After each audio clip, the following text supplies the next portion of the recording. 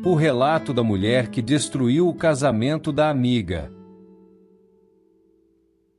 Ajude nosso canal, se inscrevendo, curtindo o vídeo, comentando, compartilhando para os seus amigos e doando qualquer valor através do botão Valeu.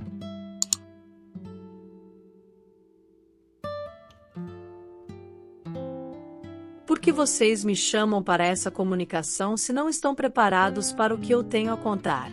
Vocês fazem as mesmas perguntas e esperam as mesmas velhas respostas de sempre, porque o que querem é só ouvir os achismos de vocês ditos pela minha boca. Vocês não sabem muita coisa, nem eu sei muita coisa, mas a diferença entre nós é que eu sei que não sei. E também não vou pegar o pouco que eu acho que sei e começar uma doutrina religiosa com isso. Mas vocês fazem isso, porque o propósito do homem é o de sempre doutrinar os outros.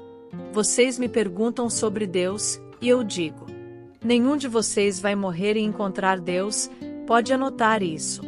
Nenhum de vocês vai ver anjos de espadas em punho, portas douradas, ou um tribunal divino cheio de luz e julgamento. Não é assim que funciona. E sim, talvez isso seja uma decepção para alguns de vocês, mas é a verdade. A morte não é um espetáculo sagrado. Ninguém sabe quem é o Criador e o que Ele quer. Vocês não conhecem nem a si mesmos.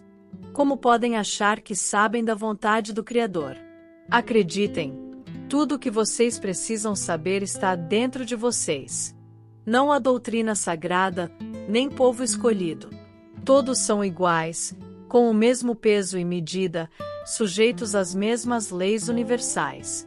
E cada um responde por si. A cada um foi dado o mesmo tanto, a mesma quantidade, o mesmo poder de criar ou destruir. E cada um vai responder pelo que fez com isso. Não se trata de punição ou recompensa. Se trata de justiça. Não há como fugir disso. Não tem onde se esconder. Cada um acerta as contas com sua própria consciência. Isso é inevitável. Você é dono de suas escolhas e escravo de suas consequências. Sua consciência vai sempre te apontar dois caminhos. E você é livre para escolher. E o Criador, aquele a quem vocês chamam de Deus, ele não se agrada ou se desagrada. De qual caminho você vai trilhar? Isso não é um problema dele. Isso é um problema seu. É você que decide se construir ou se destruir. O barro pode ser modelado com água. O ferro só pode ser modelado com fogo. E acredite, você vai se modelar. Seja como barro ou seja como ferro. É a lei. Agora querem saber onde eu estou e como cheguei aqui. Eles chamam isso aqui de comunidade de cura. Eu chamo de manicômio. Tem muitos aqui como eu, com os mesmos problemas, as mesmas aflições. Gente que em vida fez mau uso de seu livre-arbítrio e que aqui procura se redimir. O processo é lento e pesado. Não sei onde está localizado. Tentar saber disso é como tentar saber onde um sonho acontece. Vocês não sabem onde é o mundo dos sonhos. Vocês só se veem lá. Tentamos copiar o mundo físico, porque essa referência está vívida em nosso subconsciente. Então construímos aqui sim com matéria mental. E isso para nós é bem real. Não sei explicar de outra forma que possam entender melhor. Aqui tem templos e igrejas. A maioria deles cristãos. As pessoas fazem o que faziam aí. Vão à missa, rezam, fazem suas preces. Eu também frequento às vezes. Não por uma questão de fé, mas mais para me aproximar dos outros. Para não me sentir tão só. Em vida nunca fiz grandes amizades. Não fui uma pessoa agradável e acho que ainda não sou. Eu era uma pessoa ruim e cultivava todo tipo de sentimento nocivo. Mas eu não me dava conta disso e tinha uma justificativa para cada um deles. Eu era um poço de amargura, arrogância, egoísmo e inveja. E foram esses sentimentos que me conduziram até este lugar aqui. Mas não sem antes passar por situações em que não desejo o meu pior inimigo. Em vida eu nunca avaliei o meu jeito de ser. Eu só achava que estava certa e ponto. E quando me interessei pelo marido de minha única amiga, também achei que estava certa. Procurei meios na minha mente para justificar meu interesse.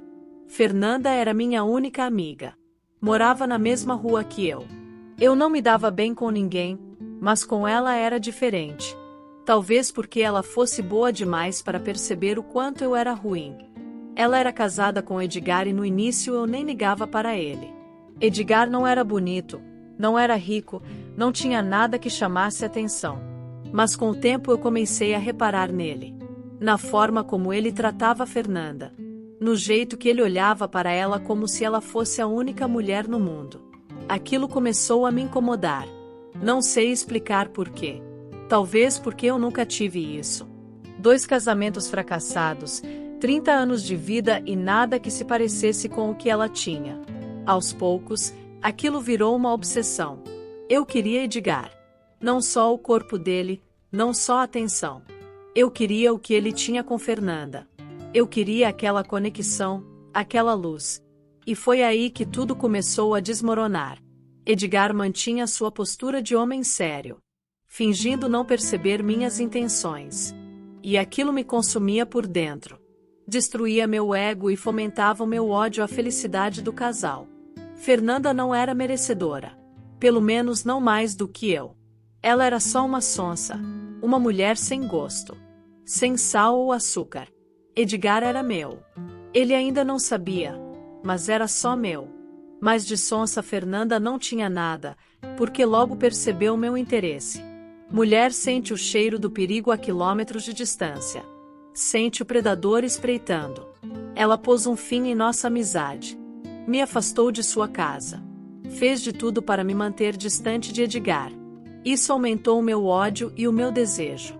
Eu até teria me conformado em dividir o marido com ela. Mas depois disso, determinei que para ela não sobraria nem as migalhas. Passei a inventar formas de me aproximar dele. Arrumei um emprego como atendente em uma loja que ficava quase ao lado da oficina mecânica de Edgar. Fui provocando encontros casuais, mas nada disso deu resultado. Fiquei conformada, mas eu não era a pessoa de aceitar perder. Hoje, eu sei que aquilo em mim era só capricho. Ego ferido. Edgar estava longe de ser o meu tipo de homem ideal. Acho que no fundo, o que eu queria mesmo era a felicidade de Fernanda. Eu a invejava. Fernanda não alterou nada em seu modo de ser. Mas minha loucura me fazia enxergar as coisas de outra forma. Qualquer gesto dela, por mais simples que fosse, eu interpretava como sendo uma provocação, um aceno de vitória. E isso fazia aumentar minha vontade de tirar dela o seu tesouro, que eu considerava ser mais merecedora. Meu ódio crescia como um monstro indomável. Minhas esperanças diluíram de vez quando Edgar, um dia, abandonou a postura de desentendido e me confrontou exigindo que eu desistisse. Por nada e nem por ninguém, ele se separaria de Fernanda. Eu não pretendia abrir mão do meu capricho, mas não sabia mais o que fazer. Vocês não me entendem, eu sei. Não fui trazida aqui para dar um depoimento comovente e tampouco para ser julgada. Eu sou minha própria juíza, assim como vocês serão seus próprios juízes. Essa é a lei. Então não me julguem, nem tenham compaixão de mim. Apenas aprendam com os meus erros. A rejeição me atormentava. Eu não tinha paz. Desesperada, tomei medidas extremas e isso foi minha ruína. Vi no anúncio um convite a ter um aliado naquela batalha. Uma mulher que se dizia médium, vidente e não sei mais o que, prometia quebrar a resistência de qualquer coração. Ela dava a esse serviço o nome de amarração amorosa. Eu era cética demais e em uma situação normal eu jamais me submeteria a esse recurso. Mas o meu caso era extremo e carecia de medidas extremas, então tudo era válido. Decidi procurar a tal mulher munida de uma certa desconfiança. Sua casa parecia um cenário de filme de terror. Estatuetas, imagens e velas espalhadas por todos os cantos da casa. Mas isso não me impressionou. Ela foi direta em sua abordagem. Sem rodeios, me disse que poderia resolver meu problema. Mas havia um preço e ela não estava se referindo ao valor dos seus serviços, mas ao que eu deveria pagar às entidades espirituais envolvidas. Descrente, dei de ombro e concordei. Ela ritualizou algumas manifestações, Fez caras e bocas estranhas, acendeu velas e por fim me disse de uma tarefa que eu tinha que realizar. Até então nada havia me impressionado, mas senti medo quando ela comentou sobre um cruzamento da linha de trem com uma via pública que existia a 100 metros da minha casa. Como ela sabia disso? Ela não ligou ou fingiu não ligar para minha cara de surpresa e detalhou o que me tocava como minha parte a ser realizada. Eu deveria fazer um despacho de oferenda nesse cruzamento. A ideia não me agradava. Eu não estava ali pagando uma pequena fortuna para aquela mulher para ter que eu mesma fazer o serviço dela. Tentei argumentar, expliquei que me sentiria muito ridícula fazendo algo assim num lugar onde todos me conheciam. Ela não aliviou e com descaso disse que se eu quisesse resultados teria que fazer. A contragosto eu concordei, fechamos o trato e eu fui para minha casa. Antes de sair de seu espaço espiritual, a mulher me disse que as entidades concordavam em receber suas oferendas depois do resultado. Recebi com indiferença essa proposta, pois não estava depositando fé alguma naquilo tudo. A minha sensação era de ter caído num golpe de uma charlatã. Muitos dias se passaram e nada mudou. O relacionamento de Edgar e Fernanda parecia estar mais fortalecido. Retornei à suposta encantadora de corações com o propósito de insultá-la. Outra vez a mulher realizou suas evocações, murmurou coisas estranhas, e por fim, me disse que seus espíritos estavam encontrando dificuldade em romper a aura de Fernanda, que parecia blindada por vibrações positivas. Então ela sugeriu que eu aguardasse ou tentasse eu mesma uma forma de desestabilizar o emocional de minha rival. Aceitei contrariada, mas depois eu viria a gostar da ideia. A partir daquele dia, difamar Fernanda passou a ser meu esporte favorito. Espalhei boatos sobre sua fidelidade, sugere que ela mantinha casos com colegas do trabalho. Fiz de sua vida um inferno. Ela mal se defendia de uma falsa acusação e já surgia outra. Eu me deleitava com o seu desespero. Fernanda abriu a guarda, se tornou vulnerável. Com o emocional em frangalhos, não demorou para eu ver os primeiros resultados. O casal já não desfilava sua felicidade em público e Edgar, muitas vezes, preferia dormir na sua oficina. E logo, meu plano de separá-los estava concluído. Não vou me estender contando como eu atraí Edgar, mas, creiam, não foi difícil me aproveitar de seu momento de fragilidade e carência. Pouco tempo depois, ele já era meu marido e compartilhávamos o mesmo lar, a mesma cama. Aquela conquista tinha honra? Não, mas eu não me importava com isso. Eu estava satisfeita, me sentia realizada em ter tomado de Fernanda o que eu achava que era meu por direito. Só que eu estava esquecendo de algo muito importante: pagar minha dívida com as entidades. E não, eu não me sentia devedora de nada. Eu que fiz aquilo. Eu que criei a bagunça que resultou na separação do casal, então não devia nada dar ninguém. Claro que esse meu raciocínio não era compartilhado com os meus credores, as tais entidades. E não demorou para que estes seres trevosos se manifestassem. Primeiro, de forma discreta, nos meus sonhos. Depois, de forma mais consistente. Não posso esquecer de dizer que Edgar não correspondeu com o que eu esperava dele. O carinho, a atenção e tudo aquilo que ele dedicava a Fernanda não veio com ele. Edgar era só uma figura decorativa na minha vida, quase um objeto sem muita utilidade. O que eu aprendi com isso? Aprendi que você pode até destruir a felicidade de alguém, mas nunca poderá tomá-la para si. Edgar me veio como uma embalagem vazia. Comigo ele era apático, apagado e às vezes até grosseiro. Seu desinteresse por mim ficou mais evidente quando comecei a sofrer com os ataques das criaturas espirituais. Claro que eu não fazia nenhuma associação entre o que eu sofria e esses seres medonhos. Minhas noites eram um inferno, sofria de insônia e quando conseguia dormir tinha pesadelos terríveis. Eu estava me transformando numa morta-viva e isso logo refletiu no meu desempenho na loja. Não demorou para que eu perdesse o emprego. Agora sem trabalho, eu tinha que passar mais tempo em casa.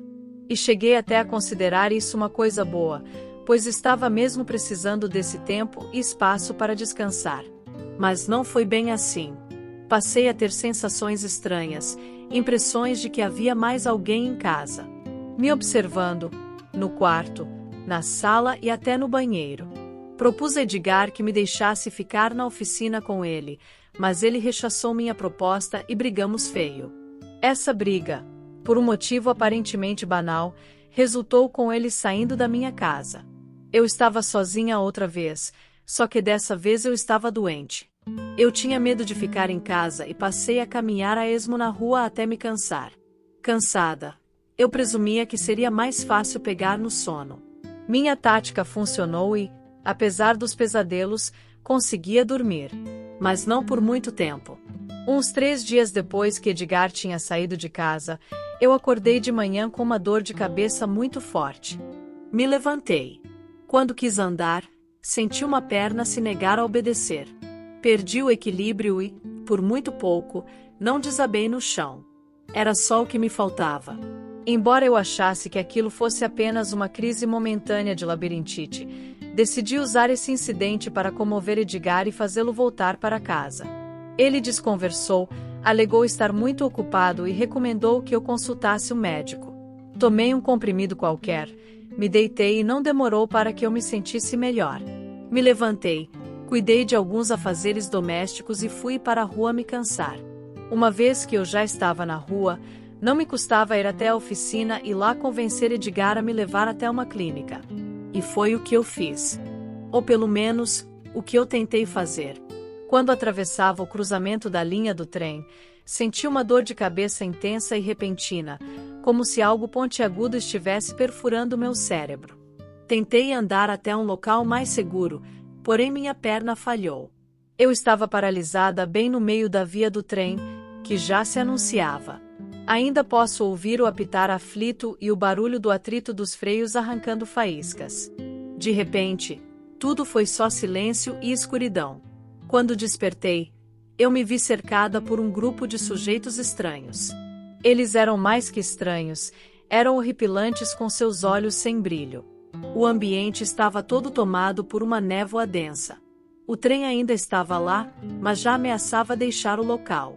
Um tipo alto, quase esquelético, aproximou de mim e ordenou que eu me levantasse. Já de pé, fiquei olhando em volta, assustada, tentando entender a minha situação. Um deles gargalhou e disse: "Você está morta. Mortinha da Silva." E outro emendou: "E nos deve. Estamos aqui para cobrar." O impacto daquela informação e ameaça me deu a reação de correr. Eu só queria sair dali. O tipo esquelético me agarrou pelo braço e sussurrou no meu ouvido: "Você nunca mais vai sair daqui. Se quiser, pode tentar, mas vai cair no abismo, que é bem pior que isso aqui. Vai lá." Me desvencilhei dele com um safanão e corri em direção à minha casa. Não alcancei nem a metade do trajeto, e uma fenda enorme no solo me fez recuar assustada. Era um abismo que parecia não ter fim. Logo, eu estava cercada novamente por aquelas criaturas. O tipo que parecia ser o líder me agarrou pelos cabelos e apontou para uma pequena aglomeração de pessoas. Os 2 planos se misturavam ali, o físico e o astral, mas eu estava muito confusa para entender isso. Ele disse que aquelas pessoas observavam o meu corpo. Eu olhei, entre a neblina densa, consegui distinguir Edgar conversando com o policial. Quis correr até lá, mas o espírito que me segurava não permitiu. Ele se postou diante de mim e, com expressão séria, me disse que ali seria meu mundo agora, mas que eu tinha uma chance de deixar aquele lugar. A condição seria de que Edgar e Fernanda reatassem. Eu tinha que torcer para isso acontecer. Senti uma angústia enorme preenchendo todo o meu ser. Minha cabeça girava e as pernas foram amolecendo. Perdi a consciência. Quando eu despertei, estava deitada embaixo de uma árvore enorme, ainda ali no cruzamento. Não sei quanto tempo estive inconsciente. Notei que era tarde da noite no plano físico, talvez madrugada. Sentei-me encostada ao tronco da árvore e chorei. Talvez aquilo fosse apenas um sonho ruim, um pesadelo, e eu acordaria a qualquer momento. Chorando, eu adormeci e fui despertada com o apito do trem. Eu estava de pé nos trilhos, de frente para aquela coisa enorme que vinha em minha direção. Tentei correr, mas minha perna falhou, não obedeceu. Eu estava paralisada. Novamente o apito insistente, o barulho dos freios e das rodas arrancando faíscas. Novamente o silêncio e a escuridão. Levei algum tempo para entender a natureza do meu castigo. Eu não só estava presa àquele espaço limitado do cruzamento, mas também estava condenada a reviver o momento da minha morte cada vez que um trem passasse ali. E tudo se repetia várias vezes ao dia. Dali eu via a vida dos vivos seguirem em frente sem mim. Via as pessoas indo e vindo, a vida acontecendo enquanto eu torcia para Edgar e Fernanda se reatarem, o que nunca aconteceu. Foi com resignação que vi Edgar se mudando para outro bairro e Fernanda refazendo sua vida com outra pessoa. Eu estava condenada a uma tortura eterna. Os meus algozes às vezes me visitavam, riam de mim, riam da minha agonia e das minhas súplicas por liberdade. Depois desapareciam na neblina. Pelos meus cálculos, pelo menos 10 anos havia se passado desde o acidente que me arrancou a vida. 10 anos naquela agonia, até que um dia tudo mudou de uma forma que eu considero bizarra. Na ocasião eu notei um homem caminhando pela linha do trem. Parecia um andarilho sem nenhum interesse em chegar a qualquer lugar que fosse. Ele me viu e se aproximou, perguntou o que eu fazia ali. Eu expliquei a minha condição de condenada. Omiti sobre as minhas ações em vida que me levaram àquela situação. Ele ouviu com atenção e disse: "Não existe abismo. Não existe essa de reviver o momento de sua morte. Tudo isso é manipulação mental, é uma ilusão. O que esse tipo fez foi sugerir algo para sua mente e você aceitou a sugestão. Eles são muito bons nisso, dominam esse poder. Pode te fazer acreditar que é real o que não é real. É assim que eles espalham o terror. Acredite, você é livre para ir aonde quiser." Dito isso, ele prosseguiu na sua caminhada e eu fiquei refletindo sobre sua explicação, me sentindo uma idiota por ter sido manipulada por tanto tempo. A primeira confirmação se deu quando o próximo trem veio e nada aconteceu. Eu estava liberta. Apressei-me em abandonar aquele lugar, corri e alcancei o andarilho. Andamos um longo trecho em silêncio até que ele me contou sobre esse lugar aqui e me sugeriu que poderia ser uma boa escolha me abrigar aqui. Ele me explicou coisas sobre esse lugar, onde não há muros e as almas são livres. Estamos ainda na crosta terrena, num lugar idealizado por uma freira e protegido por entidades da Umbanda. Uma união difícil de imaginar no mundo físico, mas que aqui é bem comum. Os guardiões nos defendem de ataques de seres trevosos mal intencionados. Quando um de nós alcança a condição de curado, dizemos que ele recebeu alta e ele se projeta para um plano superior. Desses planos superiores nos chegam doações de livros, em algumas ocasiões, enviam palestrantes.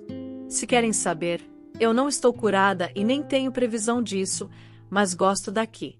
Talvez eu queira permanecer aqui até a lei natural determinar que devo voltar ao plano físico em outro nascimento. Agora tenho que ir. Acabou meu tempo. Adeus. Se você gostou de nosso vídeo, não se esqueça de se inscrever, curtir o vídeo, comentar e compartilhar para os seus amigos.